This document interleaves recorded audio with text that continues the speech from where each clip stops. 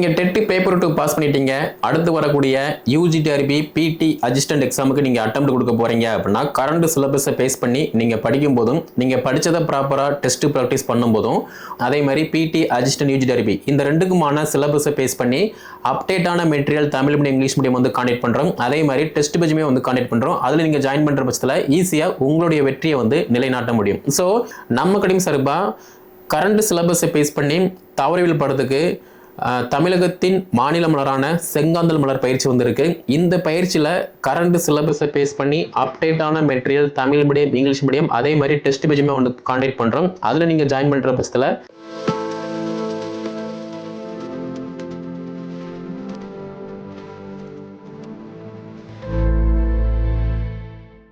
நீங்கள் TET paper 2 pass பண்ணிட்டீங்க.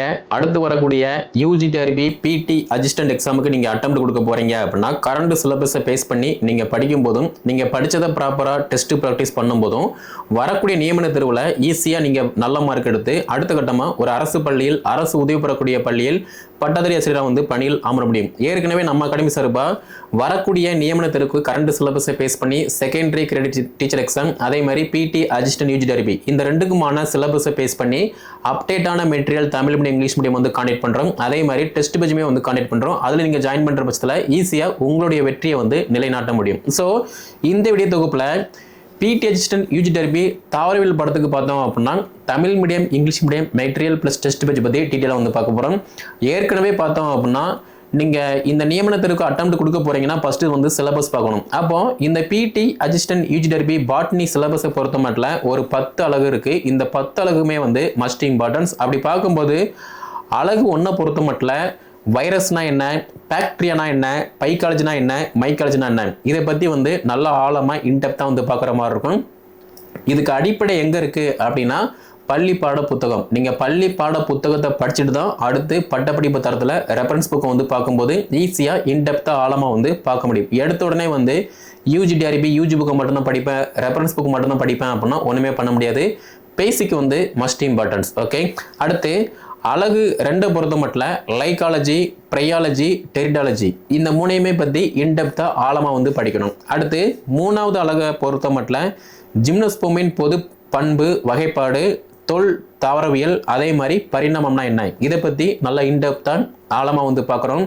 இது எல்லாத்துக்குமே அடிப்படை எங்கன்னா பள்ளி பாட புத்தகம். அடுத்து 4வது அலகை பொறுத்த மட்டும் ஆஞ்சியோஸ்போமின் புற அமைப்பியல் அதே மாதிரி வகைப்பாட்டியல் இதை வந்து பார்க்கணும். அதே மாதிரி பார்த்தோம்னா பொருளாதார தாவரவியல்னா என்ன, இதை பற்றியுமே வந்து ஆழமாக வந்து பார்க்குற மாதிரி இருக்கும்.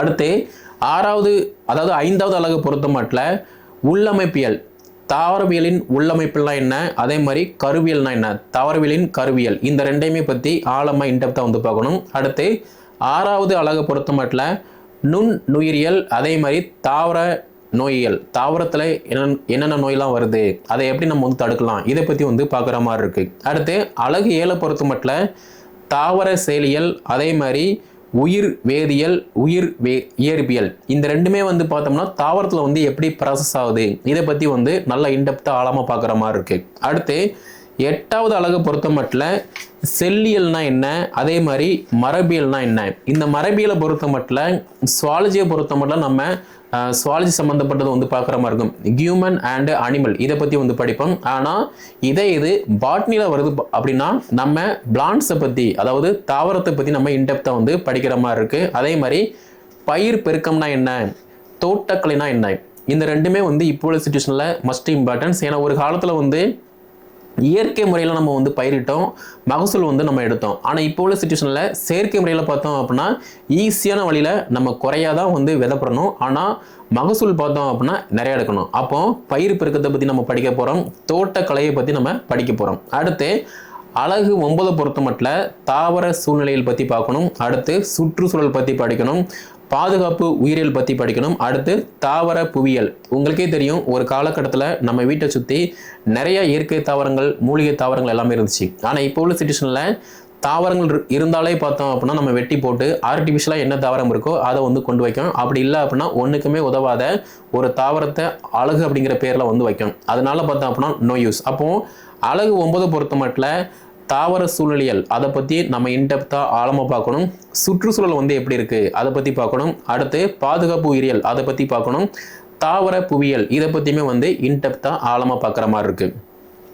அடுத்து 10வது அலகு பொறுத்த மட்டும் என்ன இருக்குது அப்படின்னா தாவர உயிர் தொழில்நுட்பவியல், அதே மாதிரி உயிரி தகவியல், மூலக்கூறு உயிரியல். இதில் வந்து என்ன மேட்ரு அப்படின்னா இப்போ உள்ள சிச்சுவேஷனில் தாவரத்தில் இருந்து எப்படி பயோடெக்னாலஜி வந்து ஒர்க் ஆகுது, பயோ இன்ஃபர்மேட்டிங் வந்து இருக்குது அப்படிங்கிற மாதிரி வந்து இன்டெப்த்தாக வந்து பார்க்குற மாதிரி இருக்குது. அப்போ இந்த 10 அலகுல உள்ள அடிப்படை தகவல் எங்கே இருக்குது அப்படின்னா 6ஆம் வகுப்புலேருந்து 12th வரைக்குள்ள பாட்னி லெசன்ஸை நீங்கள் பார்க்கும்போது மட்டும்தான் இதில் உள்ள பேசிக்கான இன்ஃபர்மேஷனை நீங்கள் லேர்ன் பண்ண முடியும். ஆனால் நான் ஸ்கூலில் ஒர்க் பண்ணுறேன், எனக்கு எல்லாமே தெரியும், அதனால நான் வந்து படிக்க மாட்டேன் அப்படிங்கிற மாதிரி இருந்தீங்க அப்படின்னா பேசிக்கே வந்து உங்களுக்கு தெரியாமல் தான் இருக்கும். அதே மாதிரி எனக்கு ஸ்கூலில் கவர்மெண்ட் ஸ்கூலில் டெம்பரரியாக ஒர்க் பண்ணுறேன், ப்ரைவேட் ஸ்கூலில் வந்து ஒர்க் பண்ணிகிட்டு இருக்கேன், அதனால நான் வந்து பேசிக் படிக்க மாட்டேன், எடுத்த உடனே வந்து யூஜி புக்கு மட்டும்தான் பார்ப்பேன், ரெஃபரன்ஸ் புக்கு மட்டும்தான் பார்ப்பேன் அப்படின்னா உங்களுக்கு அடிப்படையாக வந்து தெரியாமல் தான் இருக்கும். ஸோ நீங்கள் ஸ்கூலில் ஒர்க் பண்ணுறீங்க அப்படின்னா இப்போதைக்கு நீங்கள் லெசனை வந்து எப்படி டீச் பண்ணலாம் அப்படின்னு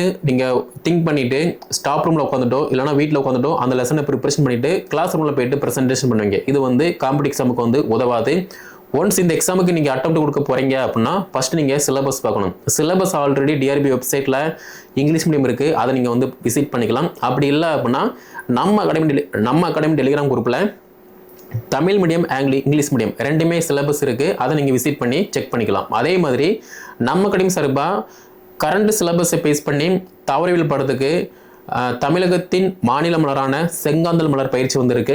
இந்த பயிற்சியில் கரண்ட் சிலபஸை பேஸ் பண்ணி அப்டேட்டான material Tamil medium English medium அதே மாதிரி டெஸ்ட் பேஜுமே வந்து கான்டாக்ட் பண்ணுறோம். அதில் நீங்கள் ஜாயின் பண்ணுற பட்சத்தில் கரண்ட் சிலபஸை பேஸ் பண்ணி எல்லாமே வந்து உங்களுக்கு ப்ரொவைட் பண்ணுவோம். அதை நீங்கள் படிக்கிற மாதிரி இருக்கும், நீங்கள் படித்ததை டெஸ்ட் ப்ராக்டிஸ் பண்ணுற மாதிரி இருக்கும். அதே மாதிரி உங்கள் எல்லாருக்குமே தெரியும் கட்டாய தமிழ் தகுதி தேர்வு மஸ்ட் இம்பார்ட்டன்ஸ்.